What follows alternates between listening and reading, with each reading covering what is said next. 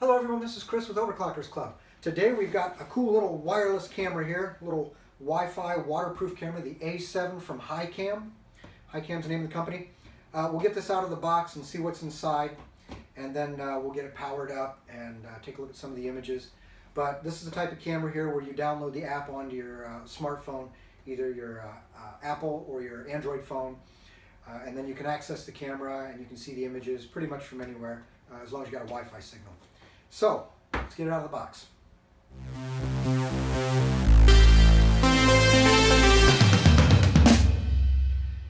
Alright, so we'll go ahead and get the box open here. I already cut the seals earlier so that we can get it open here. Alright, so we have a little guide here in the box. Tells you what to do if you have any problems. And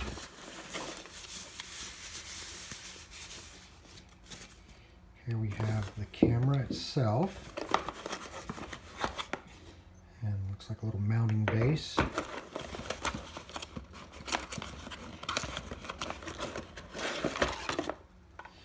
Some cardboard instructions, and then we have some mounting hardware, small Ethernet cable.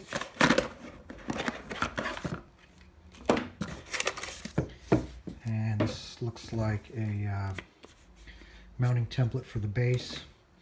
And we have an adapter here to supply the voltage, which is 12 volts, 1 amp. And we have a couple of antennas here.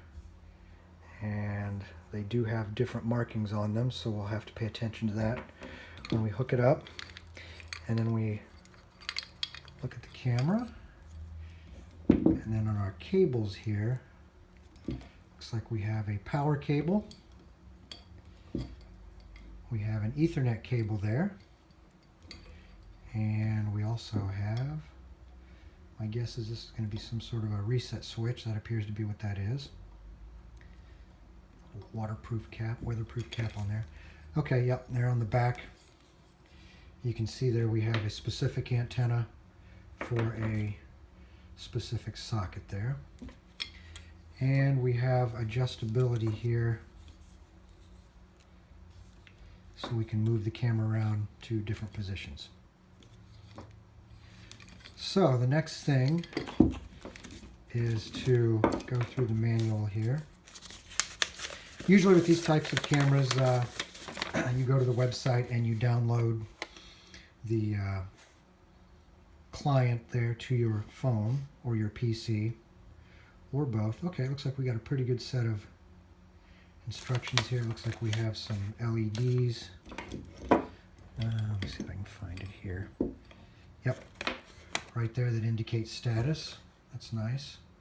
Waterproof connectors. Okay, well, the next thing here for me to do is to go ahead and get the app loaded so we can get some power to this camera and see if we can communicate with it. So we have some more instructions here too. Alright, well, I will read through these and be right back in just a moment. So we will go ahead and pull these screws out and see exactly what's under this cover.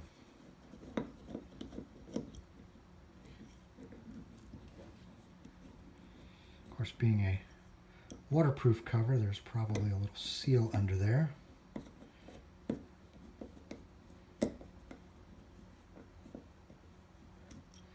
And there we go. Yeah, there's a little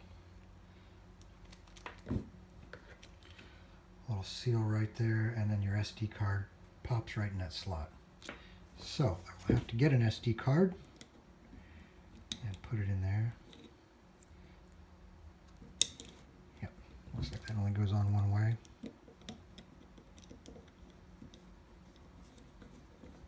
So we'll put the cover back on. The other thing on the back of the camera here, I noticed, is that we also have, probably shouldn't tighten that up until I get the other one started. There we go. Okay. There's a small microphone right there. So you can get sound also with this camera. And I also figured out here that it comes with a special tool that has a special, like a Torx head on it. And when you loosen it, it allows this base to swivel, and you get all the degrees of freedom for adjustment. So what you'll do is you will move the camera to the position you like, and when you tighten the single screw down, it locks it into that position. This fastener here anchors it. It draws this plate down, and it really firms up the camera. So that's kind of a nice little feature there. It makes setting it up a little bit easier there. Okay, so now I'm ready to get the power to it, and then get the app on it and see how it works. Okay, so I put in the wireless password, and it's beeping and clicking, and the little blue light here, you can see that is flashing. And there's a little speaker down in here where the beep sound comes from. So hopefully I can get online. I got online already when I connected it to the Ethernet cable, and that seemed to work. So now if you want to download some of the videos that you recorded, here's the current live view. And if I want to download the videos, I click on the little camera icon, and there's a search range for a date range, so you can search and see what videos are available within that range. And this is what shows up, what I currently have on there. So I can hit the search button to refresh it. Those are all the videos that have been on there just today.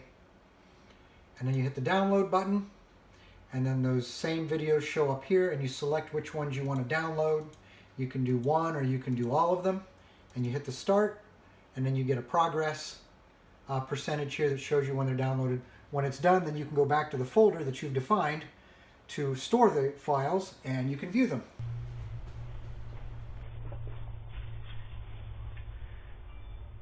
So here's what the image looks like when you've got the lights on. You can see how clear it is. It is set to the higher definition, and the colors come through quite well. So now let's see what it looks like when the lights are off. And now you see what the night vision looks like when the infrared LEDs are on. So this gives you an idea of what you see. Now I do have a side window here with a little bit of daylight creeping through, so it would be a little darker at night, but this gives you an idea of what you would see. So after you get the phone app installed on your phone and the PC app installed on your computer, you're really ready to go. You're talking probably less than 15-20 minutes to get this thing installed and get the software going. You can start viewing video. Now, one of the cool things on the back here, I do want to explain in a little more detail. We do have two antennas, and I showed that earlier. We've got a Wi-Fi and one that says 433 on it. The Wi-Fi, of course, is so that your wireless signal is communicated through that antenna. But this little guy over here, this 433, there's a series of sensors that's available in Europe, and you'll have to get some more information from the manufacturer, from HiKam, on that. But what these sensors do is you can mount it to a door or a window, so that if a door is open or a window is open, it will send a signal, a wireless signal, to the camera, which will trigger the camera to start recording. So in addition to the abilities of the camera, the motion detection that the camera has, you can use a physical sensor that's located somewhere else to also trigger the recording. And there is actually a sensor that's available in the United States. I believe it's on Amazon, so I'll get that link posted so you can see that too. That's another cool feature. And again, for $60, the feature set that the camera has, it's really hard to beat.